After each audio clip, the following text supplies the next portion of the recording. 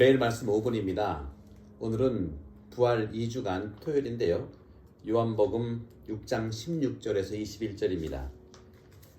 저녁 때가 되자 예수님의 제자들은 호수로 내려가서 배를 타고 호수 건너편 가파르나움으로 떠났다.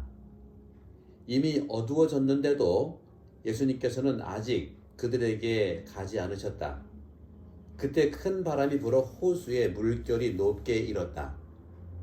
그들이 배를 25이나 30 스타디온쯤 저어갔을 때 예수님께서 호수 위를 걸어 배에 가까이 오시는 것을 보고 두려워하였다. 예수님께서는 그들에게 말씀하셨다. 나다. 두려워하지 마라. 그래서 그들이 예수님을 배 안으로 모셔드리려고 하는데 배는 어느새 그들이 가려던 곳에 가 닿았다. 주님의 말씀입니다. 그리스도님 찬미합니다.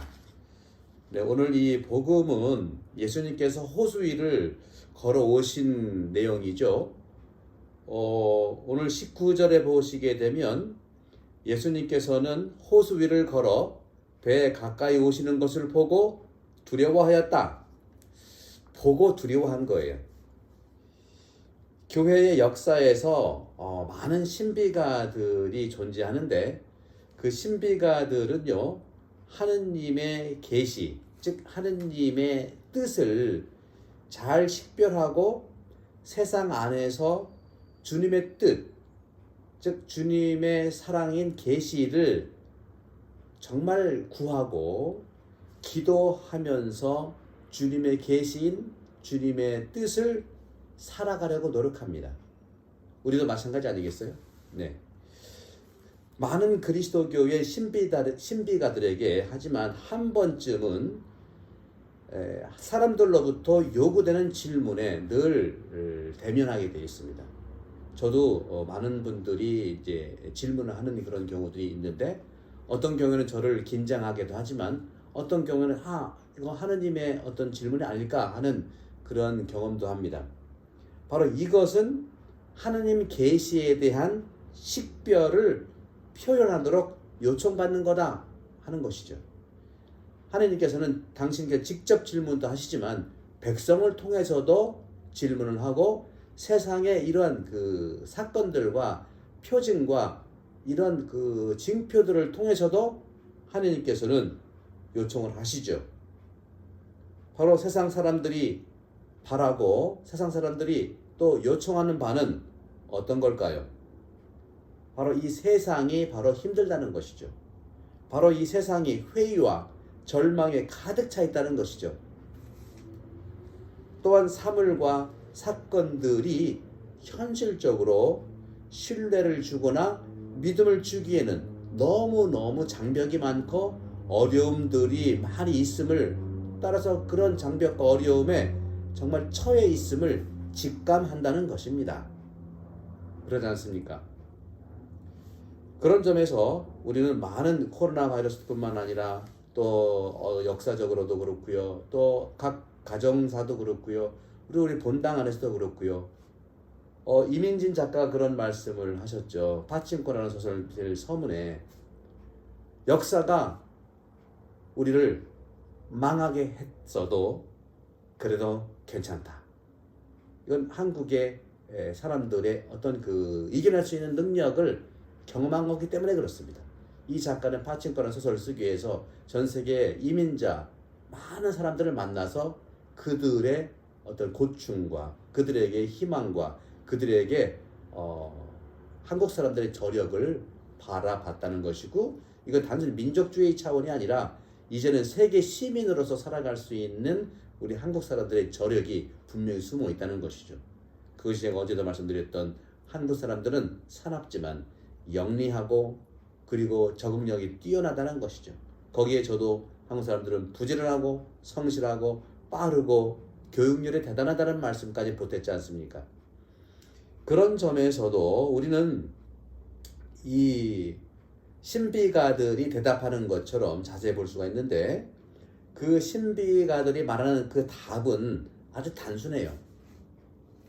많이 영성가들이 있죠. 영성가들이라든가 정말 깊이 있는 삶을 사는 철학가들이라든가 또 신학자뿐만 아니라 정말 그 명상가들, 구도자들, 하느님의 뜻에 따라 살고자 하는 많은 열심한 우리 신앙인들, 이런 분들의 답은 매우 단순합니다. 하지만 그 단순성을 드러내기 위해서 얼마나 많은 경험들이 있었고 거기에는 인간의 생로병사가 다 있었다는 것이죠. 세상과 사람이 합당한 믿음을 살고 균형 잡힌 인격 존재들로 살아간다면 내가 말하고 또 내가 믿는 바를 살아가는 것은 당연한 것이 아니겠습니까? 하고 이렇게 말하는 거예요. 신비가들이. 각자의 진실된 인격에 달려있다는 것이죠. 신비가들이 말하고 있는 것들, 바로 이것을 우리는 과연 믿고 있는가요? 소위 신비가들은 보았다 하고 말하고 그럽니다. 하지만 무엇을 보았는지가 정말 중요하지 않겠습니까? 저는 테니스를 굉장히 좋아하는데 테니스를 좋아하는 이유가 아주 단순하기 때문에 그래요. 보고 상대방 치는 걸 보고 어디로 갈지 결정하고 실행하면 돼요. 보고 결정하고 실행한다는 거죠. 이게 안 되면 보는 건지 실행하는 건지 보는 건지 결정을 모르게 되면은 테니스의 이러한 그 성격을 잘 이해할 수 없고 힘만 든다고 보는 거죠. 그렇기 때문에 참으로 영적으로 성령으로 살아가는 사람들은 보는 것을 중요하게 생각하고 보는 것을 중요한 경험으로 가지고 있는 것이죠. 그러면 보는 것이라는 것은 믿음이 약한 사람에게 필요할까요? 사실 성령으로 살아가는 사람들은 보는 것이 중요하다고 말씀드렸지만 안 보고도 믿는 것까지 가기 위해서 보는 것을 중요시 여기는 것이죠. 본다고 하는 것은 우리는 세 가지가 있습니다. 육안이 있고요, 심안이 있고, 그 다음에 영안이 있는 것이죠. 이것은 미국의 유명한 맹인 목사님께서 하신 말씀이기도 해요. 그러나 분명히 우리의 눈은 세 가지 종류가 있는 것이죠. 육안으로 안 보이지만 심안으로 볼 수 있고, 심안으로 안 보이지만 영안으로 볼 수 있는 것이 바로 사람의 영적인 감각들입니다. 그런데 요즘에 이 시간에 우리는 이런 감각들을 살리는데 우리는 집중할 필요가 있다는 말씀을 드리겠어요.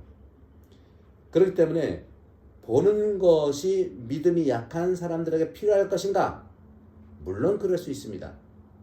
하지만 우리가 크게 간과할 수 있는 것은 바로 이겁니다.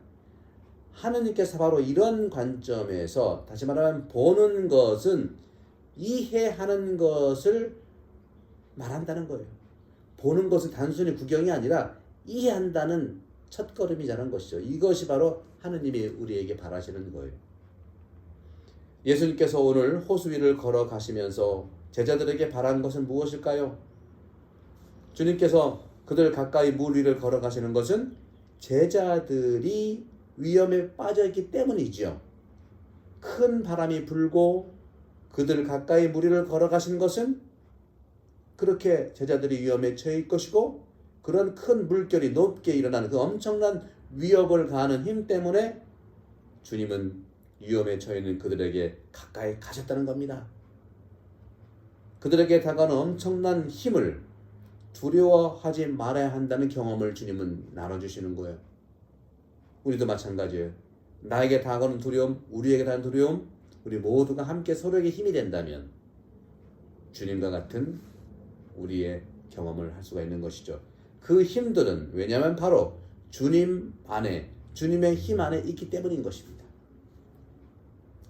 제자들은 바로 직전, 어제죠. 5,000명을 먹인 사랑의 힘을 보았습니다. 하지만 잠시 후에 가파르나움에서 다음날 선포될 성체성사에 관한 빵의 이야기, 빵의 담화를 미리 상징적으로 보여준 것을 얘기하는 것이죠. 주님의 힘은 바로 성체성사의 힘으로써 두렵고 어렵게 보이는 이 세상을 당신의 몸과 당신의 피로써 축성하실 것입니다. 오늘 주님은 말씀하십니다. 요한복음 6장 20절 나다 두려워하지 마라. 나다 두려워하지 마라. 우리는 혹시 내가 직접 그렇죠?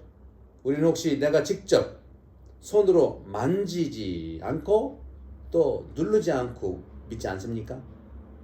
내가 직접 손으로 만지는 확실한 것만 믿고 확신을 가져 신앙을 선포하고 있지는 않습니까? 설명할 수 없는 어떤 계시나 하나님의 현시에 대해서는 그저 제자들과 같이 두려워하지 않습니까? 오늘 이 복음 말씀은 주님과 함께 물과 바람과 호수의 깊고 어두운 힘, 이런 것들이 인격화되어서 우리에게 다가오는 것이죠. 예수님께서는 당신 현존으로 제자들에게 확신을 주시지만 제자들은 두려워하고 있습니다. 하나님을 발견하고 그분의 현시와 그분의 계시를 발견하는 데는 세 가지 관점이 있습니다. 바로 히브리 사람들의 관점, 히랍 사람들의 관점, 우리 그리스도인의 관점입니다. 히브리 사람들의 관점에서 하느님 자신을 만나는 그런 부분들, 하나님을 발견하는 하나님의 뜻과 하나님의 계시를 만나게 하는 세 가지 관점에서 히브리 사람들은 하나님의 뜻과 하나님의 계시와 하나님을 이 역사 안에서 만났다는 것이죠. 자신들의 백성, 즉 하나님의 백성, 그 백성의 역사 안에서 하나님께서는 오늘도 내일도 현재와 미래 지향적 현실과 관련해서 발견하시는 겁니다. 그러니까 여러분들, 우리가 오늘을 살아가고 내일을 살아가는 그 우리의 사건들 속에서 하나님을 만나십시오. 두 번째, 히랍 사람들은 하나님을 세상 우주와 관련해서 우주를 관찰하고 우주적인 그런 세상의 힘들 안에서 하나님을 바라본 거예요. 그런 점성술이 발달하고 했던 것이죠. 우리도 이런 우주적 기운을 느낄 수 있어요. 여기에는 문화적 관점들이 있겠죠. 네. 그걸 통해서 만나보고 또 우리의 그 하나님께서 계획된 나의 하나님의 계획이 또 찾아가는 것도 중요한 일입니다. 하지만 이제 지금 우리는 보이는 것 안에서 의미를 찾는 것은 바로 무엇이냐? 바로 역사와 우주를 뛰어넘는 예수 그리스도를 통해서 내가 보는 모든 것 안에서 의미를 찾는 것입니다. 바로 그리스도를 통해서 하나님을 만나고 그리스도를 통해서 세상을 발견하십시오.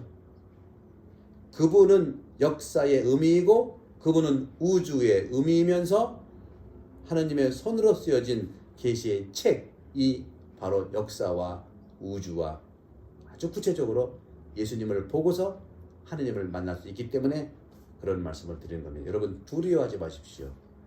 역사와 우주와 예수 그리스도를 통해서 하나님을 만나면 두려움은 없습니다.